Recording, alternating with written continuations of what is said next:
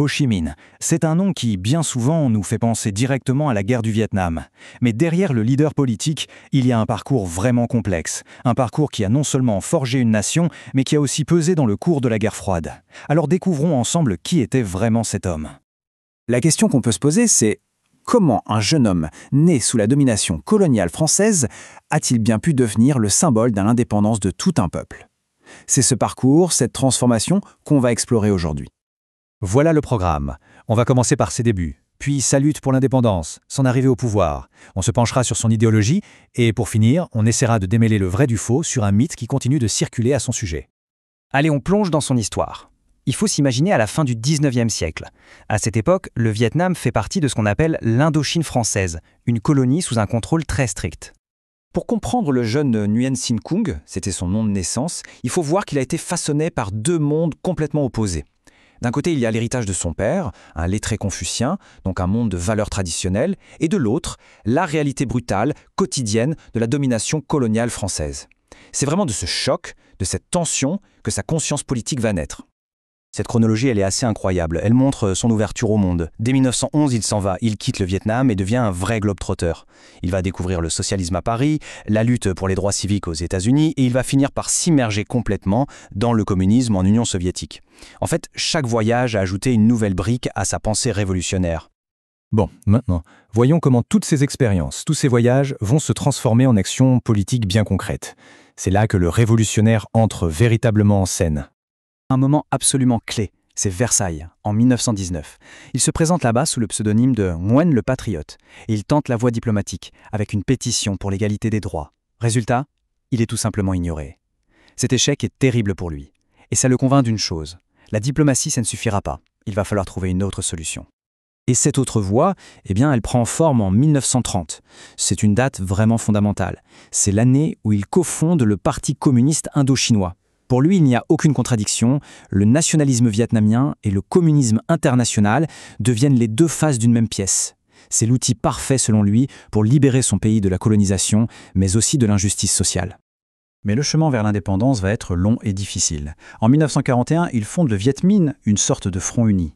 En 1945, profitant du chaos de la fin de la Seconde Guerre mondiale, il saisit sa chance et déclare l'indépendance. Sauf que la France revient en force. Et c'est le début d'une guerre terrible qui ne se terminera qu'en 1954, avec la fameuse défaite humiliante pour la France à Dien Bien Phu. La victoire sur la France, malheureusement, n'apporte pas une paix totale. Au contraire, elle ouvre un chapitre tout nouveau, celui d'un pays coupé en deux. En effet, les accords de Genève mettent fin à la présence française, mais ils tranchent le pays en deux, juste au niveau du 17e parallèle. Ho Chi Minh de Res devient alors le dirigeant du Nord-Vietnam, mais son but ultime, la réunification, reste à accomplir. Et c'est là que commence un nouvel affrontement. Donc, en tant que président du Nord-Vietnam, il doit jongler avec plusieurs défis en même temps. Il faut reconstruire un pays en ruine, mettre en place des réformes socialistes, mais aussi sécuriser ses alliances avec les grands frères communistes, la Chine et l'URSS. Et tout ça en organisant en secret la guérilla au sud, via le Viet Cong. C'est à cette période qu'il devient Bac Ho, c'est-à-dire l'oncle Ho. Ce n'est pas juste un petit surnom, ça cristallise vraiment son image de guide à la fois bienveillant et intraitable, le père symbolique d'une nation qui se bat pour son unification et pour sa survie. Mais au fond, quelle était la philosophie qui guidait les actions de l'oncle Ho? Essayons de mieux comprendre la pensée de Ho Chi Minh. Sa doctrine, qu'on appelle aujourd'hui la pensée Ho Chi Minh, c'est une synthèse assez unique. Ce n'est pas juste du marxisme-léninisme appliqué bêtement. C'est une adaptation de cette idéologie aux réalités du Vietnam, où la priorité absolue, c'est l'indépendance nationale. Le tout mélangé à une éthique révolutionnaire très stricte. Cette citation de Ho Chi Minh lui-même, elle est essentielle pour comprendre sa pensée. Il le dit très clairement. Le moteur de toute son action, ça a toujours été le patriotisme. Le communisme, pour lui, c'était un outil, le plus efficace qu'il ait trouvé, pour atteindre son seul et unique objectif, un Vietnam indépendant et enfin réunifié. Et bien sûr, comme pour beaucoup de grandes figures historiques, sa vie est entourée de mythes et de questions. On va s'en poser une en particulier. C'est une question qui revient de temps en temps. Est-ce qu'il a appartenu à la franc-maçonnerie? Alors, que nous disent les sources historiques à ce sujet?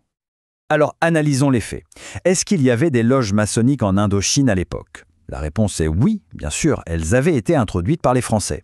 Mais, et c'est le point décisif, est-ce qu'on a la moindre preuve documentaire, la moindre archive qui confirme son appartenance? La réponse est non, absolument aucune.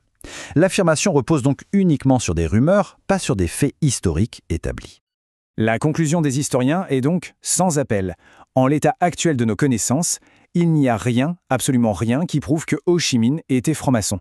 Cette idée, ça relève de la pure spéculation, pas de l'histoire. Finalement, le parcours de Ho Chi Minh, de simple patriote à oncle Ho, est complètement lié au récit national vietnamien. Ce qui nous amène à une question plus large. À quel point est-ce que l'histoire d'un pays finit par façonner la mémoire de ses héros? C'est une réflexion qui, pour le coup, va bien au-delà du seul cas du Vietnam. Merci pour votre écoute.